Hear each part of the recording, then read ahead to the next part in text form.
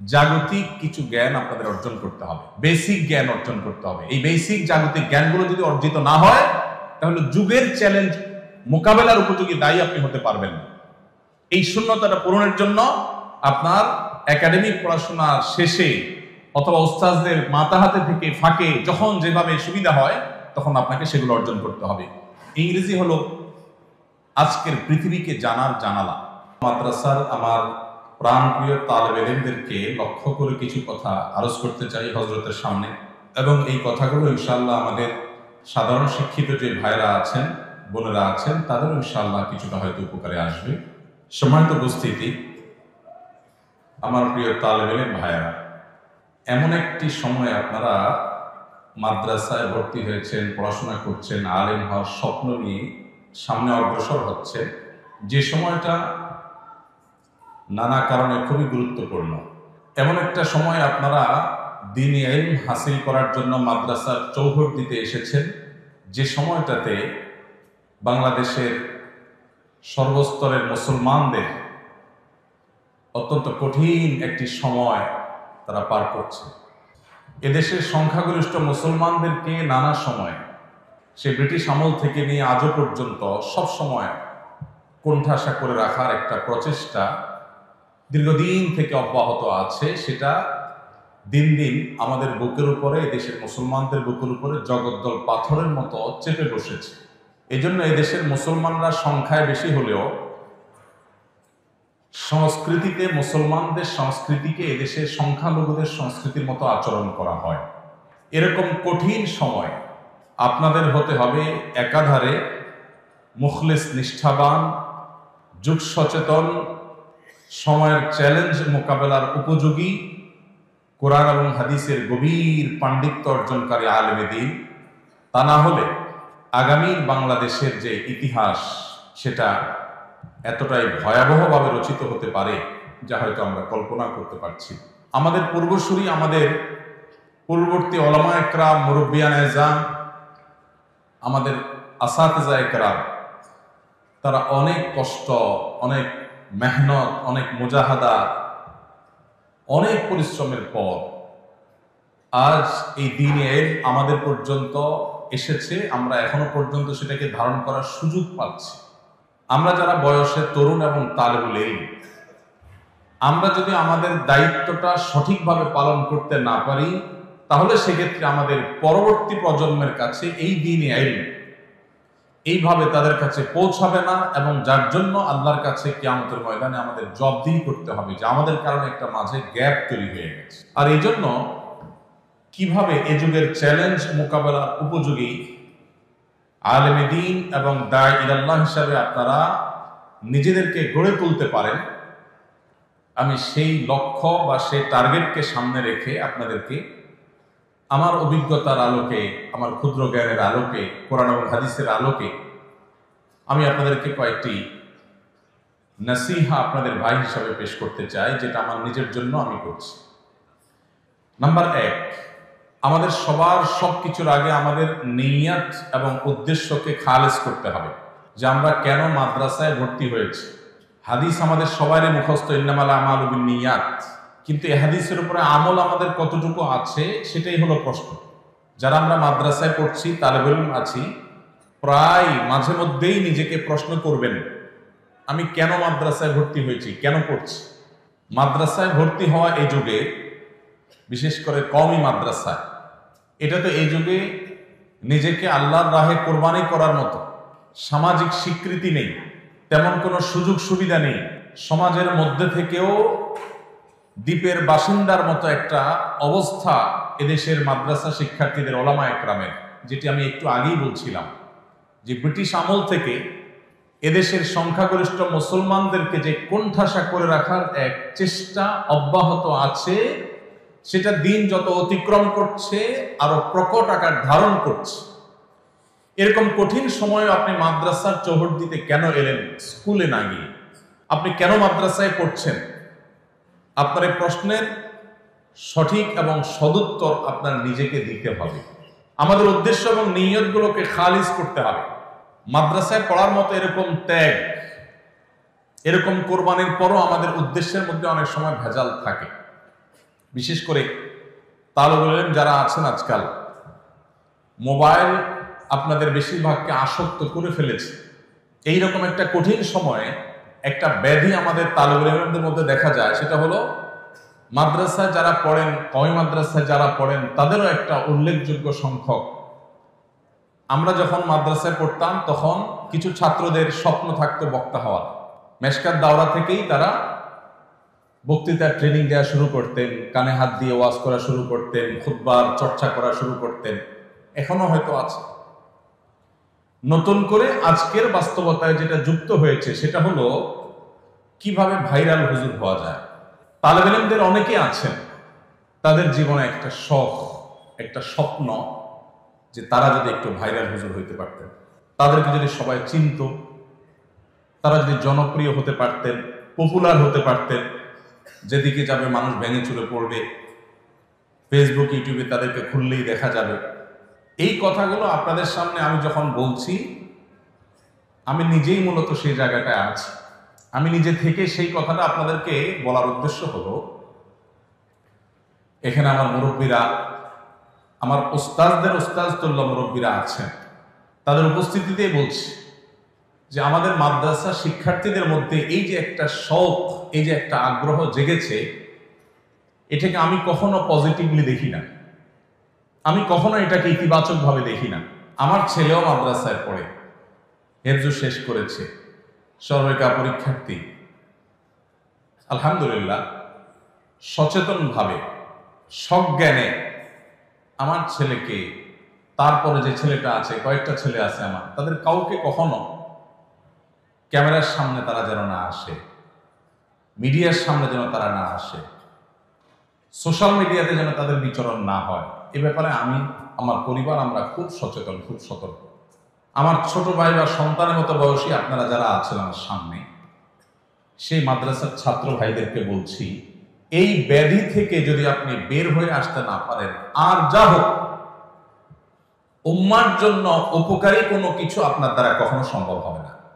আপনার নিয়তের ভেজাল এখান থেকে শুরু হবে।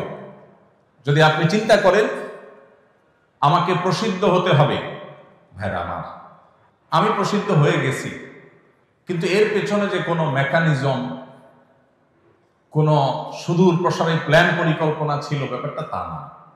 এটা প্রায় পুরোটাই আল্লাহ রাব্বুল আলামিনের ইচ্ছা, পুরোটাই আল্লাহ তাআলার ইচ্ছা। এখানে প্ল্যান প্রোগ্রাম করে কোনো পরিচিতি আমি অর্জন করিনি।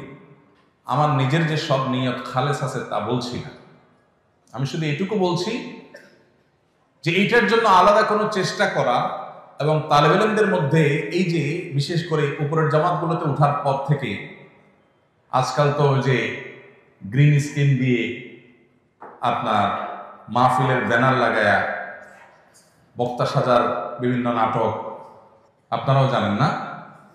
কিভাবে জানেন? কিভাবে দেখছেন আপনারা? তার মানে সব মোবাইলে আসক্ত। আমি কোথাও গেলে, বিশেষ করে ছোট বাচ্চা কাচ্চাকে কেউ নিয়ে আসলে যদি বলে যে হুজুর আপনাকে চিনি, তাই বলে আমাকে চিনি, ওর জিন্দিগিতে তাহলে বরবাদ। কারণ আমাকে কোনো বাচ্চা মানুষ চেনা মানে ওর লাইফ বরবাদ হয়ে গেছে। এর মানে এই ছেলে মোবাইলে আসক্ত, তো লক্ষণ খারাপ। মা বাপ তো মনে করে এটা বললে আমি খুশি হয়ে যাব, তার বাচ্চা আমাকে চিনে। আমার বাচ্চা, আপনার বাচ্চা আমাকে চিনে, এর মানে হলো আপনি দায়িত্বশীল অভিভাবক না, আপনি আপনার বাচ্চাকে মোবাইলে আসক্ত করে ফেলেছেন। আলহামদুলিল্লাহ, আমি আমার বাচ্চাদেরকে মোবাইল থেকে দূরে রেখেছি, এখনো পর্যন্ত তারা দূরে, অনেক বড় হয়ে গেছে বয়সে, এখনো পর্যন্ত মোবাইল থেকে দূরে তারা, আলহামদুলিল্লাহ। সামনে কি হয়ে যায় না, এখনো পর্যন্ত চেষ্টা করছে। আমার সাধারণ শিক্ষিত ভাইরা যারা আছেন, পর্দার আড়াল থেকে যে সমস্ত মা বোনরা শুনছেন, আপনাদেরকেও বলছি, ছেলেকে মাদ্রাসায় ভর্তি করে আলেম বানাবেন কেন? উদ্দেশ্য কি? অনেক মায়েরা আছেন সন্তানকে ভাইরাল হুজুর বানাতে চান, যে তার সন্তান পপুলার আলেম হবে। আপাত দৃষ্টিতে শুনতে মনে হয় যে খারাপ কি, কিন্তু এটার পেছনে দুনিয়াবি গন্ধ আছে, এটার পিছনে ভয়ঙ্কর একটা রোগ আছে, ব্যাধি আছে। আমার ছাত্র ভাইরা যারা শুনছেন তারা হয়তো মনে করবেন ভাই নিজে ভাইরাল হয়ে গেছেন, তো এখন আর আমাদের ভাইরাল হওয়াটা চান না। যদি কাউকে জুহুদের ওয়াজ করি, বলে ভাই আপনাদের তো অনেক হয়ে গেছে পয়সা করি, এই জন্য আমাদেরকে এখন জুহুদের ওয়াজ করেন। ভাইরা আমার, আল্লাহ রাব্বুল আলামিন আমাদেরকে দ্বীনে ইলম অর্জন করার এই নেয়ামত যাদেরকে দান করেছেন, এই নেয়ামতটা অনেক বড় নেয়ামত। শয়তান এটাকে নষ্ট করার জন্য সবচেয়ে বেশি যে অস্ত্র ব্যবহার করে সেটা হলো আমাদের নিয়তের ভিতরে ভেজাল ঢুকাই দেওয়া। এই জন্য আমাদের নিয়তগুলো খাঁটি হইতে হবে। আমি বলছিলাম যে সমস্ত মা বাবা, এখানে অনেক জেনারেল শিক্ষিত ভাইয়েরা আছেন, মুরব্বীরা আছেন, মায়েরা পর্দার আল থেকে শুনছেন, তাদেরকে বলছি সন্তানদেরকে মাদ্রাসায় ভর্তি করাবেন। আপনার উদ্দেশ্য হবে যে আপনার সন্তান মাদ্রাসায় কোরআন এবং হাদিস শিখে সে খাঁটি মুসলমান হবে, মুত্তাকি হবে, আল্লাহ ওয়ালা হবে, পরহেজগার হবে, আল্লাহকে চিনতে পারবে এবং সে যা শিখবে জানবে সেটা দাওয়াত মানুষকে দিবে। মাশহুর হওয়া, প্রসিদ্ধ হওয়া, পপুলার হওয়া, জনপ্রিয় হওয়া, জনপরিচিত হওয়া এটা জরুরি না। আল্লাহ সুবহানাহু ওয়া তাআলা কাউকে দিয়ে যদি মুসলিম মিল্লাতের খেদমত নিতে চান, তার মাশহুর হওয়া জরুরি না। হাজার লাখো অগণিত মাশহুর হওয়া ছাড়া দুনিয়াতে দ্বীনের খেদমত মাশহুরদের চাইতে অনেক বেশি করে গেছেন। আল্লাহর কাছে মাকবুল অনেক বেশি আছে। বিশেষ করে সোশ্যাল মিডিয়ার এই সময়টাতে আমাদের মাদ্রাসার ছাত্র ভাইদেরকে এই কথা বোঝানো বড় কঠিন। আমার যদি সুযোগ থাকতো একজন একজন করে তালেব ইলমকে ধরে আমি বোঝাতাম যে আল্লাহর ওয়াস্তে এই জনপরিচিতির যে ব্যাধি, বিশেষ করে এটার খাহেশ, এটার যে স্বপ্ন, এটার যে শখ, এটা ওয়াল্লাহি আমাদের নিয়তগুলোকে ধ্বংস করে দেয়, আমাদের মধ্যে বদনিয়তি ঢুকায় দেয়, আমাদের উদ্দেশ্যের মধ্যে ভেজাল ঢুকায় দেয় এবং উদ্দেশ্য যখন ভেজাল হয়ে যায় কর্ম বা আমলও ভেজালযুক্ত হয়ে যায়। এই জন্য আপনাদের প্রতি আমার প্রথম অনুরোধ, যদি আপনারা এই যুগের চ্যালেঞ্জ মোকাবেলার উপযোগী আলেম এবং দায়ী হতে চান, সর্বপ্রথম শর্ত হলো নিয়তকে খালেস হতে হবে।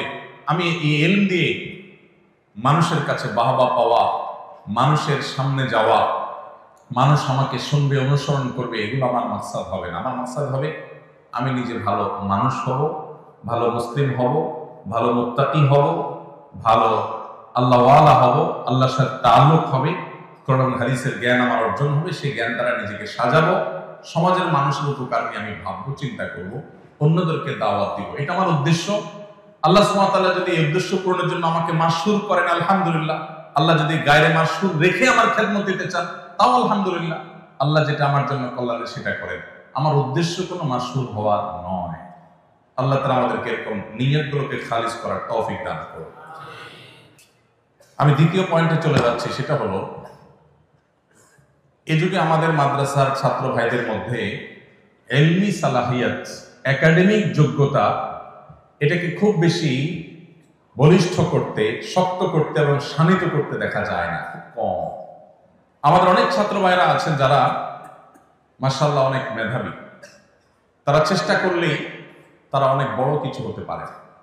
ছাত্র জীবনে আমার একটা প্রিয় কিতাব ছিল তালিমুল মুতাআল্লিম। এখন এটা নেশাবে আছে কিনা জানি না, আমাদের সময় ছিল, এখনো আছে আলহামদুলিল্লাহ। তালিমুল মুতাআল্লিম এই কিতাবটা সবসময় সাথে থাকতো ছাত্র জীবনে। আর এই কিতাবের উপর একটা শের আমি লিখে রেখেছিলাম আমার হাতে। শেরটা হলো ওয়ালাম আরা ফি উয়ুবিন নাসি আইবা কানাকসিল কাদিরিন আলা তামাম।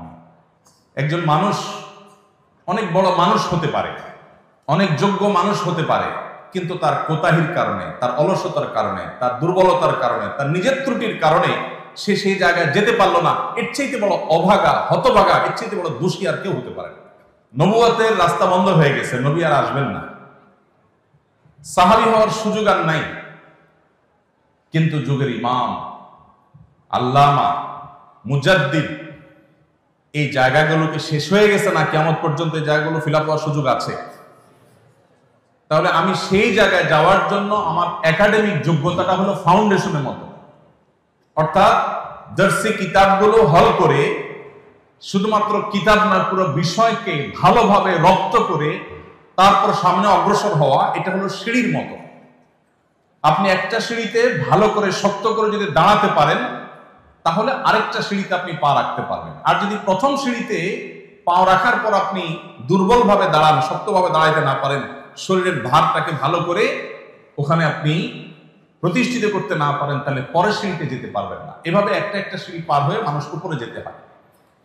আপনি যদি এ যুগে বাংলাদেশের মুসলমান সহ গোটা বিশ্বে মুসলমানদের যে কঠিন দুরবস্থা চলছে, এই দুরবস্থায় আপনি কান্ডারির ভূমিকা যদি অবতীর্ণ হতে চান, আপনি যদি এই যুগের চ্যালেঞ্জ মোকাবেলার জন্য উপযোগী দায়ী আল্লাহ হতে চান, তাহলে আপনার একাডেমিক যোগ্যতা, দর্শি কিতাবগুলো হল করার বিষয়টাতে আপনাকে সবচেয়ে বেশি মনোযোগী হতে হবে। আমি আমার ছাত্র জীবন সম্পর্কে কথার ফাঁকে ফাঁকে দুই চারটা কথা আপনাদেরকে বলবো। এই গল্পগুলো শুনুন আপনাদেরকে উৎসাহিত করবার জন্য। আমি ছাত্র জীবনে যশোর জামিয়া ইসলামিয়া যখন পড়ি, আমার মনে আছে আমি সাইকেলে করে যেতাম আর আসতাম। ওই সাইকেলে করে যাওয়ার সময়ও যে মহল্লা দিয়ে যেতাম, খুব একটা গাড়ি ঘোড়া ছিল না, সকালে ভোরে যেতাম, তখনও মাঝে মধ্যে সম্ভবত মেশকাত জামাতের সময় নখবতুল ফিকার, এটা আমার ছোট কিতাব ছিল, ওইটা এরকম খোলা রেখে পড়তে পড়তে যেতাম। মাঝে মধ্যে একটু দেখতাম, আবার বন্ধ করে নিতাম, আবার ওটা ফিকির করতে করতে যেতাম। ইস্তেমার ময়দানে গেছি, আমার মনে আছে নেব্রাস পুরা কিতাবে হিফজ করেছি আমি শুরু থেকে শেষ পর্যন্ত, এবং মুখস্থ করেছি, এবং সেটা উল্লেখযোগ্য অংশ ইস্তেমার ময়দানে। আমাদের এখন ছাত্র ভাইরা ওই যে ভাইরাল রোগে আগে থেকে ধরে, মনে করে যে সুরটা দরকার, চেহারাটা দরকার, সুন্দর ছবি দরকার, মেকআপ করা দরকার, ক্যামেরা বোঝা দরকার, ফেসবুক শেখা দরকার, এগুলো শুরু থেকে শুরু করে দেয়, এবং এর কারণে আমাদের ধ্বংস শুরু হয়ে যায়। এই জন্য আপনাদের কাছে আমার অনুরোধ, দর্শি কিতাবের প্রতি আপনাদের মনোযোগের বাইরে এই মুহূর্তে আর কোনো দিকে মনোযোগ দেওয়ার দরকার নাই। পরিপূর্ণ মনোযোগ দেন, এটা হলো আপনার ফাউন্ডেশন। এটার ভিত্তি যদি মজবুত হয়, তাহলে এটার উপরে অনেক বড় বিল্ডিং হতে পারে।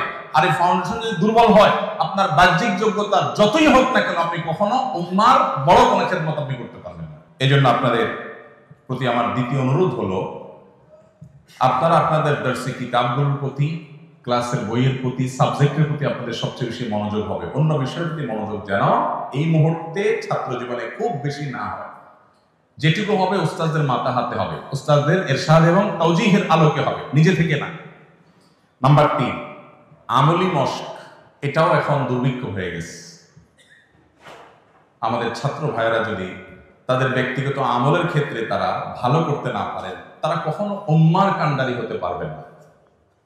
সো কল্ড আলেম হতে পারবেন, তথাকথিত আলেম হতে পারবেন, কিন্তু সে আলেম আসলে উম্মাকে, ঘুমন্ত উম্মাকে জাগানো আলেম হতে পারবে না। যদি সেটা হতে হয়, ছাত্র জীবন থেকে যে যে জামাতে আছেন, এখন থেকে আপনাদেরকে নবী করিম সাল্লাল্লাহু আলাইহি ওয়াসাল্লাম প্রতিটা সুন্নাহর বাস্তব উদাহরণ হতে হবে।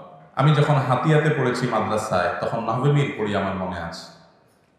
হাতিয়া রাসূল রাহমাতুল্লাহির কাছে নাহবীর কিতাবটা সরাসরি পড়ার সৌভাগ্য আমার হয়েছে। আমার তখন মনে পড়ে, আমি অনেক ছোট ছিলাম তখন, ফয়জুল উলুম হাতিয়া মাদ্রাসার ছাত্রদের প্রায় শতভাগ ছাত্ররাই তাহাজ্জুদ গুজার ছিলেন। তাহাজ্জুদ ছাড়া কোনো ছাত্র মাদ্রাসায় এটা তসব্বুরও করা যেত না, এবং এটার জন্য কোনো ওস্তাদ কোনোদিন ডাকতেন না। আমি দেখি নাই কোনো ওস্তাদ তাহাজ্জুদের জন্য ছাত্রদেরকে ডাকছেন। কিন্তু তাহাজ্জুদের সময় প্রথম আমি যখন নতুন গেছি, দেখলাম যে সবাই উঠে যায়, আমি একা শুয়ে থাকি। এরপর আমারও আদত হয়ে গেল, দেখলাম যে শতভাগ ছাত্ররা তাহাজ্জুদে উঠে গেছে, এবং ভোর রাতে যে রোনাজারি, যে কান্নাকাটি শোনা যেত, সেটা এখন বোধ হয় মাদ্রাসাগুলোতে শোনার হরিণ হয়ে গেছে। ভাইরা আমার, আল্লাহ রাব্বুল আলামিনের সাথে তাআল্লুক যদি তালেব ইলমি জামানা থেকে না হয়, এটা পরে খুব বেশি একটা হয় না। মায়ের পেট থেকে যদি কোনো সন্তান হাত পা নিয়ে না আসে, এই সন্তানের পরবর্তীতে আর হাত পা হয় না। মাদ্রাসার চৌহদ্দি থেকে যদি আমলি তরবিয়ত না হয়, তাহলে পরবর্তীতে এগুলো আর হয়ে ওঠে না খুব বেশি, ইল্লা মা রাহিমা রাব্বি। এই জন্য আপনাদের প্রতি আমার তৃতীয় অনুরোধ হলো, আমলি জিন্দেগি করবেন। এখানে যারা তালেব ইলমরা আছেন, আমি একটা সার্ভে করতে চাই, যদি আপনারা মন খারাপ না করেন, আসাদুজ্জাহ একরাম যদি মনে কষ্ট না নেন, সেটা হলো, আজকে কি বার? শনিবার। এই যে বৃহস্পতিবার গেল মাত্র 2 দিন আগে, এই বৃহস্পতিবারে রোজা রাখা সুন্নত। এই রোজাগুলো কারা কারা রাখছেন ভাইরা? হাত তোলেন। গত বৃহস্পতিবারে যারা যারা রোজা রাখছেন, আপনি কি মাদ্রাসায় পড়েন? হ্যাঁ, এই জন্য আপনি রাখছেন। বলেন মাদ্রাসা ভাইরা হাত তোলেন। বৃহস্পতিবারে, গত বৃহস্পতিবারে সুন্নাত রোজা রাখছেন, মাসনুন রোজা রাখছেন, আছে কই?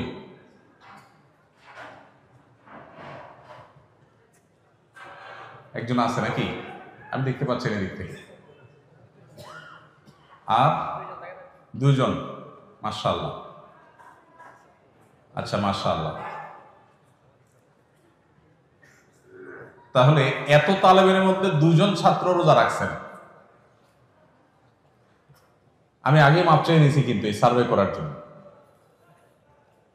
এবার আপনারা বুঝেন যে আমরা কোন জায়গায় দাঁড়ায় আছি। আপনি বলবেন যে কেন নফল রোজা রাখা কি আমাদের জন্য জরুরি এই মুহূর্তে? নফল রোজা রাখা তো জরুরি না, জরুরি হলে তার নফল হতো না। কিন্তু এই আমল আমরা যদি না করি, কে করবে? কারা করবে? আপনাদের উৎসাহ দেওয়ার জন্য বলে আমি বলছি, কিন্তু ফাঁকে ফাঁকে আমি আমার গল্প দেবো। এই গল্প দেওয়াটা আপনাদেরকে উৎসাহ দেওয়ার জন্য। গত বৃহস্পতিবারে আমাদের বাসায় যখন সবাই রোজা রাখার জন্য সবাই সাহারি খাচ্ছে, সন্ধ্যা রাত্রে শোয়ার সময় যখন প্ল্যান হয়, তো আমার 10 বছরের ছেলেটাও রোজা রাখবে। আমরা বলছি না, রাখার দরকার নেই। সাধারণত নামার জন্য উঠাইতে তার কষ্ট হয়ে যায়, কিন্তু মাশাআল্লাহ এক ডাকে উঠে ঠিকই সাহারি খেয়ে নেবে এবং রোজা রয়েছে। এখন আমরা মনে করি যে না খাইলে বা রোজা রাখলে আমার বোধহয় পড়াশোনাতে ঘাটতি হবে। কেন পড়াশোনা কেন ঘাটতি হবে? খানা না খাইলে, খানা যত কম খাওয়া যায়, মানুষের শরীরে আমলে বলতে এনার্জি তত বেশি হয়।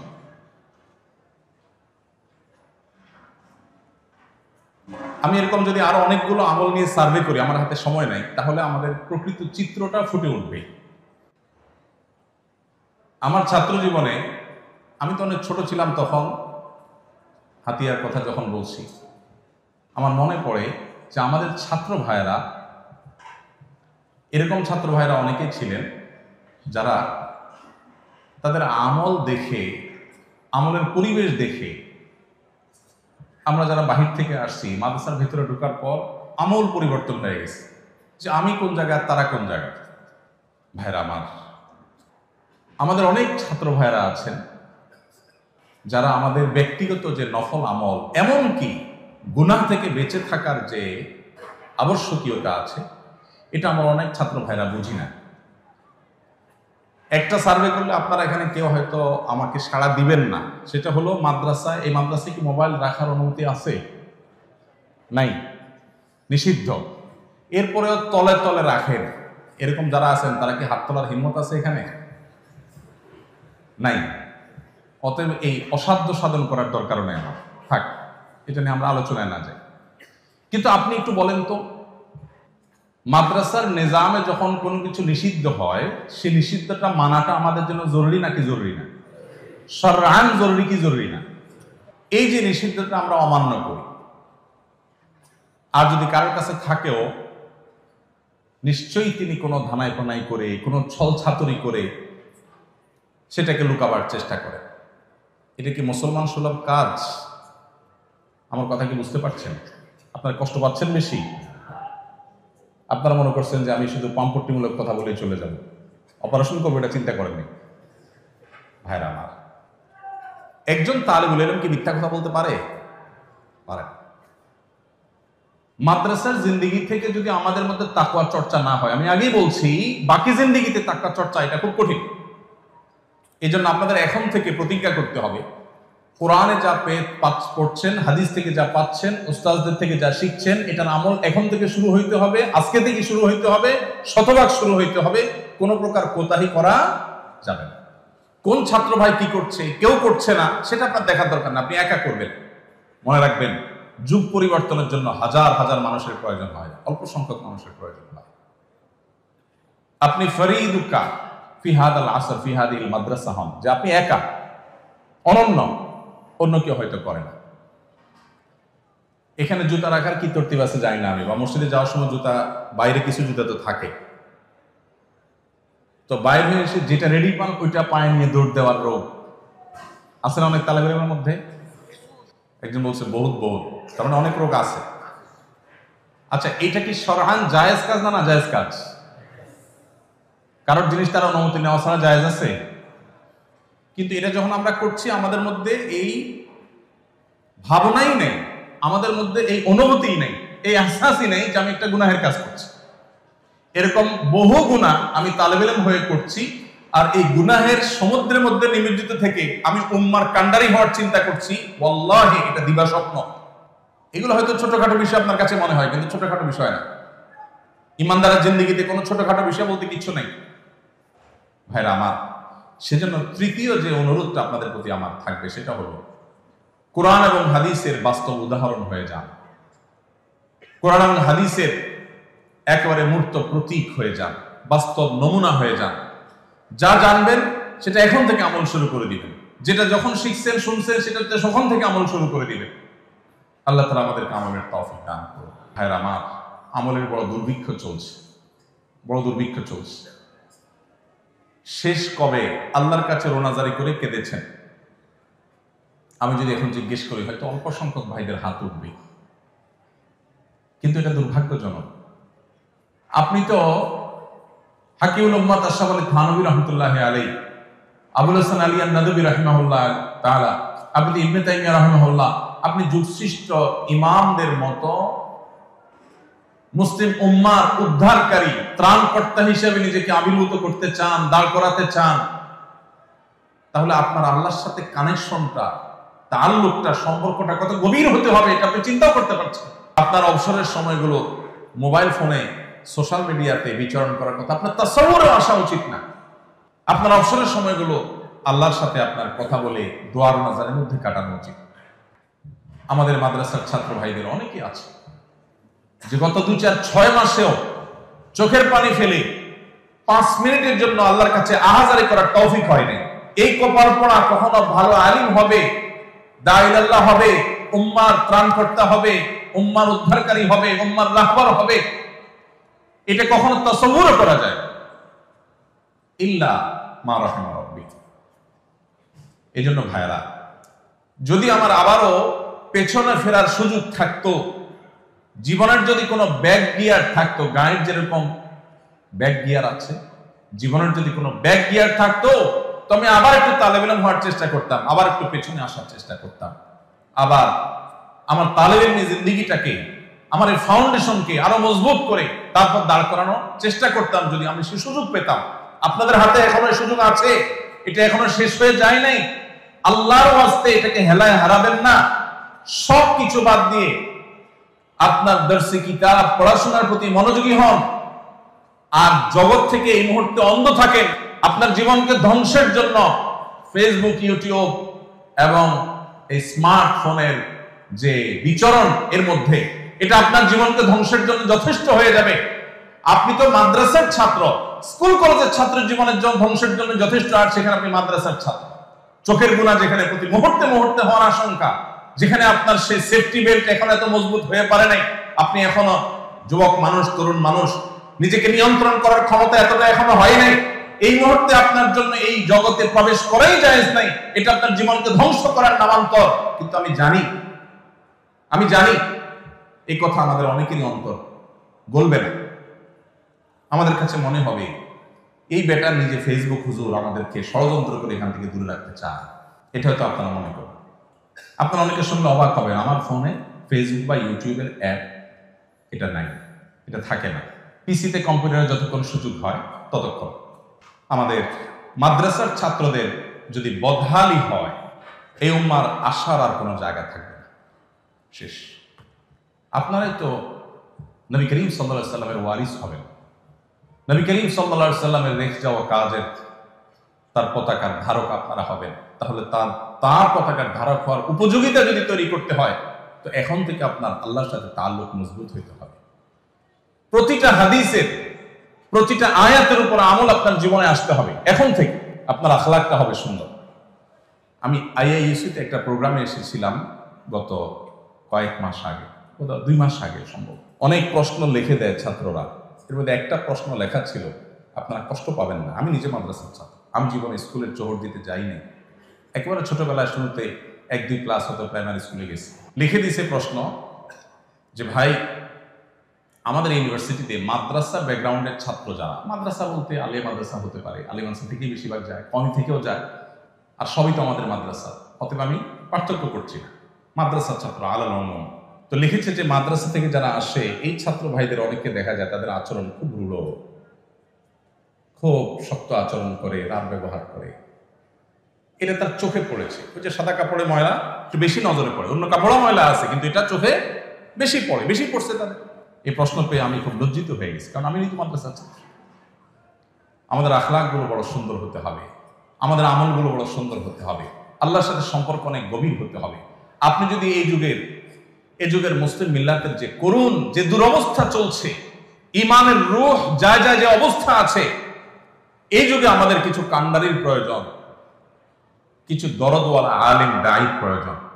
আল্লাহি সেই জায়গাগুলো পূরণ করতে হলে এখন থেকে আপনাকে আল্লাহওয়ালা হতে হবে, আপনাকে শপথ করতে হবে, আপনি কোন পথে যাবেন সিদ্ধান্ত নিতে হবে।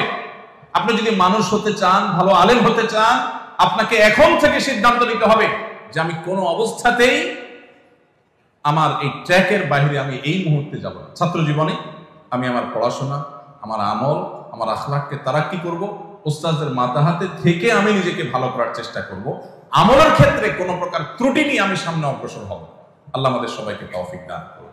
একটা পর্যায়ে যখন আপনাদের পড়াশোনা শেষ হবে ইনশাআল্লাহ, উস্তাদের মাথা হাতে থেকে জাগতিক কিছু জ্ঞান আপনাদের অর্জন করতে হবে, বেসিক জ্ঞান অর্জন করতে হবে। এই বেসিক জাগতিক জ্ঞানগুলো যদি অর্জিত না হয়, তাহলে যুগের চ্যালেঞ্জ মোকাবেলার উপযোগী দায়ী আপনি হতে পারবেন না। এই শূন্যতাটা পূরণের জন্য আপনার একাডেমিক পড়াশোনার শেষে অথবা উস্তাদদের মাথা হাতে থেকে ফাঁকে যখন যেভাবে সুবিধা হয় তখন আপনাকে সেগুলো অর্জন করতে হবে। ইংরেজি হলো আজকের পৃথিবীকে জানার জানালা। অতএব একটা পর্যায়ে গিয়ে, আগে থেকে না, ওই যে একাডেমিক পড়াশোনা ধ্বংস করে না, একটা পর্যায়ে গিয়ে আপনাকে ইংরেজি শিখতে হবে। যতটুকু শিখলে আপনি জগৎকে জানতে পারেন, আর জগৎকে যদি আপনি না জানেন তাহলে জগতের চ্যালেঞ্জ মোকাবেলার উপযোগী দায়ী হওয়ার কথা চিন্তাই করা যায়। এর পাশাপাশি অত্যন্ত গুরুত্বপূর্ণ বিষয় হলো সোহবত এবং তরবিয়ত, যেটা হারিয়ে গেছে। ভালো মানুষের সংস্রব এবং সান্নিধ্য, নেককার মানুষদের সোহবত। শয়তান আমাদেরকে নিরাশ করে দেয়। কার সোহবতে যাব? মানুষ আছে কেউ? মনে হয় যে সব নাখান্দা নালায়েক, এরকম একটা ভাব আমাদের মধ্যে আসে। এটা শয়তানের অনেক বড় একটা শয়তানি। যা আছে এর মধ্যে আমার কাছে যাকে মুত্তাকি, বেশি পরহেজগার মনে হবে, আমি তার সোহবত নিব, আমি তার সান্নিধ্য অর্জন করব, আমি তার সান্নিধ্যের সৌরভের মধ্যে থাকার চেষ্টা করব। এবং এর পাশাপাশি আরেকটা হলো আরাম প্রিয়তা ছাড়া আরেকটা হলো সম্পদের মোহ, এটা থেকে মুক্ত থাকা খুব বেশি জরুরি। অনেকে আছে আমরা খুব অলস, আমরা পরিশ্রমী না, পরিশ্রম করতে চাই না। নবী করিম সাল্লাল্লাহু আলাইহি ওয়াসাল্লাম আল্লাহর কাছে পানা চাইতেন, আল্লাহুম্মা ইন্নী আউযু বিকা মিনাল আজজি ওয়াল কাসাল। আল্লাহ আপনার কাছে অলসতা থেকে পানা চাই। একজন মুসলমান কখনো অলস হতে পারে না, তার জিন্দেগিতে অলসতা কখনো পেতে পারে না। কিন্তু আমরা অনেক ছাত্র ভাইরা আছি, অনেক ওলামারা আছি, আমাদের হাবভাব, আমাদের বডি ল্যাঙ্গুয়েজ, আমাদের উঠা বসা, আমাদের গতি প্রকৃতি, এগুলোর দিকে তাকালে বোঝা যায় যে অলসতা আমাদের মধ্যে ঝেঁকে বসেছে। আমাদের উদ্দেশ্যহীন ঘুম, উদ্দেশ্যহীন সোশ্যাল মিডিয়ার বিচরণ, ঘন্টায় ঘন্টা সময়ের অপচয়, আড্ডা, গল্প, জিন্দেগিকে বরবাদ করা, এগুলো আমাদের মধ্যে আজ ব্যাপক আকার ধারণ করেছে। প্রিয় ভাইরা আমার, আপনারা যদি যুগের ইমাম হতে চান, আপনারা যদি যুগের এই চ্যালেঞ্জ মোকাবেলার জন্য নিজেদেরকে উপযোগী করতে চান, তাহলে সেক্ষেত্রে এই তিনটা জিনিস শুধু এখন নয়, সারা জীবনের জন্য ত্যাগ করার নিয়ত করতে হবে। অনেকে আছেন একটু নতুন ফারাক হয়েছে, আমাদের অনেক ছাত্র আছে যে হয়তো আমার কাছে বিভিন্ন কিতাব পড়ছে, আমি দেখি সে 2-3 খাদেম নিয়ে চলে। আমি গতকালকে যশোর সফর একা একা চলে আসছি, তো অন্য সাথী ভাইরা যারা আছেন তারা দেখে বলছে সাথে কেউ না, সাথে তো কেউ নেই। সাথে কেন লাগবে? আমি কি বুড়া মানুষ নাকি? বলে না, ব্যাগ ধরার জন্য। ব্যাগ কয় কেজি ওজন? 50 কেজি ওজন না, আর 50 কেজি ওজন তো টানা যায় আজকে। আমরা অনেক আরামপ্রিয় হয়ে গেছি, এ বিষয়ে অনেক কথা বলা দরকার। শুধু এটুকু বলি যে খাদেম সর্বস্ব জীবন গড়বেন না। ছাত্ররা উস্তাদদের খেদমত করবে, ছেলেরা বাবার খেদমত করবে, ছোটরা বড়দের খেদমত করবে, এটা তাদের ফরিজা। কিন্তু আপনার ভিতরে চাহাত থাকবে না। অনেক ছাত্র ভাইরা আছেন মেশকাত দাওরা থেকেই মোসে তাও দেওয়া শুরু করেন যে আর 1 বছর পরে আমার সামনে একজন, পিছনে একজন, ডাইনে একজন, বামে একজন, খাদেম আমি বেষ্টিত থাকবো। ভাইরা আমার, অলসতা এবং আরাম প্রিয়তা আর দুনিয়ার মোহ, এগুলো আমাদের ওলামাদের জন্য এখন মহামারী আকার ধারণ করেছে। দুনিয়ার মোহর কথাটা এই জন্য বললাম যে অনেকে আছেন তাদের জীবনে বড় ফিকির, ওই যে বললাম বক্তা হইতে হবে, মেশকাত দাওরায় গেলে বক্তা বক্তা হলে লাভ বেশি, পয়সা বেশি, বক্তাদের ইনকাম বেশি। আমি ঢাকায় যখন দারুসাদ মাদ্রাসায় পড়াই শুরুর দিকে, আমার তখন মাদ্রাসা থেকে আমি বেতন পাইতাম শুরুর দিকে 2800 টাকা, পরে 3000 টাকা। এই অবস্থা আমি বিবাহ শাদী করেছি। এরপরে মসজিদের ইমামতের জিম্মাদারি আসলো, সেখান থেকে সামান্য কিছু টাকা পাইতাম। আলহামদুলিল্লাহ, এটা দিয়ে চলছে। বহুদিন এমন হয়েছে যে একটা ডিম 2 ভাগ করে বা 3 ভাগ করে সবাই মিলে খেয়েছি। আমার আলিয়ার সঙ্গে আমরা এখনো আলাপ করি। একদিনের জন্য আমাদের নিজেদেরকে অভাবী মনে হয় না। আলহামদুলিল্লাহ, অভাবটা এটা মনের ব্যাপার। নবী করিম সাল্লাল্লাহু আলাইহি ওয়াসাল্লাম বলেছেন, লাইসাল গিনা বিকাসরাতিল আরদ ওয়ালাকিন্নাল গিনা গিনান নাফস। অনেক সম্পদ হলে মানুষ ধনী হয় না, ধনী হওয়াটা মনের ব্যাপার। আমার যা আছে এটাতে আমি হ্যাপি, আলহামদুলিল্লাহ। আমি কারোর সাথে কম্পেয়ার করি না, আমি অন্যের সাথে নিজেকে ছোট মনে করি না, তুচ্ছ মনে করি না, এবং সেটার সাথে কম্পেয়ারই করতে চাই না আমি। এটা হলো সচ্ছলতা। আর লাখ লাখ কোটি কোটি টাকা থাকার পরও আমার চেয়ে আরো বড় জিনিস তার দিকে তাকায় নিজেকে অভাবী মনে হয়, এটা হলো ফকিরগিরি, অভাবী। তো যারা নবীদের ওয়ারিস হবেন, যারা দাঈ আল্লাহ হবেন, তাদের মধ্যে এই মাল কামানোর চিন্তা, সম্পদশালী হওয়ার বাসনা থাকবে না। আল্লাহ সুবহানাহু ওয়া তাআলা দিয়ে দিয়েছেন, হয়ে গেছে, ভিন্ন বিষয়। কিন্তু নিজে থেকে এটার জন্য আগ্রহ এবং পাগল করা থাকা, লালায়িত থাকা, এটা কোনো ওয়ারাসাতুল আম্বিয়ার শান হতে পারে না। এটা আপনাদের জিন্দেগিতে প্রোফাইল থেকে এখন থেকে এটাকে মুছে নেন, যেটা আমার জীবনের টার্গেট না। আল্লাহ সুবহানাহু ওয়া তাআলা রাজ্জাক, অতএব তিনি আমাকে পালবেন, কখনো কষ্টে কখনো সুখে দিন যাবে, এটা বিষয় না। আমি আমার মিশন নিয়ে সামনে আগাবো। দেখবেন আল্লাহ তাআলা অনেক খেদমত দিবেন। নজরকে বড় করেন, নজরকে উঁচু করেন, দুনিয়া এবং তুচ্ছ বিষয়ের প্রতি নজর রাখবেন না। আল্লাহ আমাদেরকে তৌফিক দান করুন। সেই সাথে আল্লাহ যখন ফারেগ হওয়ার তৌফিক দিবেন, এমনকি তালেবেল ইলমি জামানাতেও যাদের সুযোগ আছে, সবার জন্য বলছি না, কিছু কাজ বিনা পয়সায় করার চেষ্টা করবেন। আল্লাহ যখন ফারাগাতের পরে তৌফিক দিবেন, দাওরাহ হাদিস শেষ করে, তাহাজ্জুদ শেষ করে যখন আমলে যাবেন, খেদমতের ময়দানে যাবেন, 2-1টা কাজ হলেও রাখবেন এমন যে এটার কোনো পয়সা নিবেন না। হাল্লাকা সিররুন ইনদাল্লাহ, এর মধ্যে থাকবে যেটা আমি আল্লাহর জন্য শুধু করছি। টাকা নিয়ে করলেই যে আবার গায়রুল্লাহর জন্য হয়ে যাচ্ছে, আমি তা বলছি না।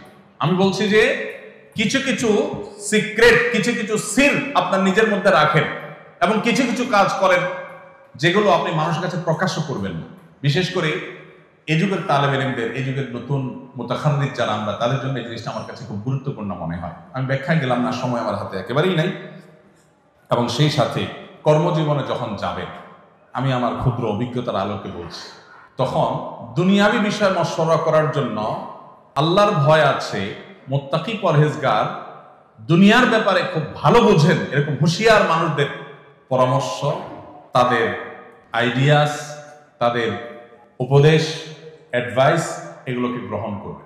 অনেক সময় আমাদের মাদ্রাসার ছাত্রদের, নবীন আলেমদের অনেকের মধ্যে এই রোগ দেখা যায় যে নিজেকে সর্বসর্বা মনে করে। এখনো পর্যন্ত আলহামদুলিল্লাহ প্রতিটি পা ফেলার আগে আমি চেষ্টা করি, আমরা যাদের সাথে মশওয়ারা করাকে মুনাসিব মনে করি, তাদের সাথে মশওয়ারা করে তারপরে পা ফেলা। প্রতিটা পদক্ষেপ, ছোট বড় সিদ্ধান্ত যতটুকু সম্ভব হয় আমরা চেষ্টা করি মশওয়ারার বাইরে যেন পা না ফেলি। আমাদের তরুণদের মধ্যে, মাদ্রাসার ছাত্রদের মধ্যে, এমনকি মাদ্রাসার ছাত্রের বাইরেও জেনারেল শিক্ষিত ভাইদের মধ্যে আজকাল পরামর্শ না করার একটা প্রবণতা আসছে। নিজের রায়, নিজের ফিকির, নিজের বুঝ, এটাকেই সর্বসম্রা আমরা মনে করছি। মাদ্রাসার ছাত্রদের জন্য এটা আরো বেশি জরুরি। এই জন্য যখন কর্মজীবনে প্রবেশ করবেন, বিশেষ করে নবীন ফারেগ আলেম যারা হবেন ইনশাআল্লাহ, তখন দুনিয়াবী বিষয়গুলো, দুনিয়া খুব ভালো বোঝেন এরকম পণ্ডিত, আবার একই সাথে উনি মুত্তাকি পরহেজগার, এরকম মানুষদের মশওয়ারা করে চলবেন। দেখবেন ইনশাআল্লাহ আপনার জীবনে ভুল ভাল কম হবে, আল্লাহ তাআলা হেফাজতে রাখবেন। আল্লাহ মশওয়ারাতে বরকত রেখেছেন। ইস্তেশারা, ইস্তেখারা, এই দুইটা জিনিস কন্টিনিউয়াসলি করে যেতে হবে। এবং সর্বশেষ দুটি পয়েন্ট বলতে চাই। তার একটি হলো, আল্লাহ রাব্বুল আলামিন যখন তৌফিক দিবেন ফারাগাতের পর, এমনকি তালেবুল ইলমি জামানাতেও যখন ছুটিতে বাড়িতে যাবেন, পড়াশোনার থেকে একটু ফারাগতের সুযোগ পাবেন, এই সময়টাতে মানব সেবা করার চেষ্টা করবেন, খেদমতে খালকের চেষ্টা করবেন। আমরা যদি উম্মতের নেতৃত্বের আসনে আসতে চাই, তাহলে উম্মার জন্য সব দিক থেকে নিজেদেরকে মুফিদ প্রমাণ করতে হবে, উপকারী প্রমাণ করতে হবে। মানব সেবা বা খেদমতে খালকের জন্য পয়সার প্রয়োজন নাই। আমরা মনে করি যে টাকা পয়সা পাবো কই, সেবার জন্য তো টাকা দরকার, সেবার জন্য টাকার দরকার, সেবার জন্য মানসিকতা দরকার, ফিকির দরকার। আপনার মসজিদের আশেপাশে যে রাস্তাঘাটে ময়লাগুলো পড়ে আছে, 2-4 জন লোক সাথে নিয়ে সেগুলো পরিষ্কার করা, পরিচ্ছন্ন করা শুরু করে দেন। এই যে একটা অভিযান শুরু করবেন, এটা হবে আপনার মানব সেবা। আমাদের নবী করিম সাল্লাল্লাহু আলাইহি সাল্লাম তিনি তার শৈশব থেকেই মানুষের সেবা করা, মানুষের খেদমত করার কাজে নিয়োজিত থাকতেন।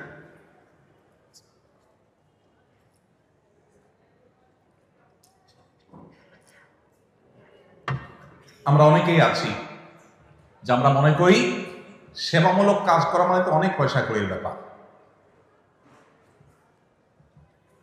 ওলামা একরাম যদি মানব সেবায় মনোযোগী না হন, কারা মনোযোগী হবে? আপনি যদি আপনার সাধ্য অনুযায়ী গরিব অভাবী মানুষের পাশে দাঁড়ান, যখন কোনো মসজিদে আল্লাহ তাআলা জিম্মাদারি দিবেন, ওই মসজিদে শুধুমাত্র ধনীদের তালিকা থাকবে না, গরিবদের তালিকা যেন থাকে। ধনীরা কে কয় বস্তা সিমেন্ট দিবে, কে কত টাকা দিবে মসজিদের জন্য, শুধু সেই তালিকা যেন না থাকে, গরিবদের জন্য তালিকা থাকে। এবং গরিবদের অভাব মোচনের জন্য আপনার নানাবিধ উদ্যোগ থাকা দরকার, নানাবিধ কাজ থাকা দরকার।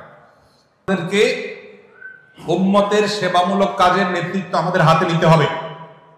আজকে আসুন্নাহ ফাউন্ডেশন দেখেন আপনারা বা শুনেন, আল্লাহ রাব্বুল আলামিন আমাকে যখন বুঝজ্ঞান দিয়েছেন তখন থেকে আমি চেষ্টা করতাম কিভাবে মানুষ উপকার করা যায়, কিভাবে একটা ভালো কাজ করা যায়, কিভাবে একটা খেদমত খালক করা যায়।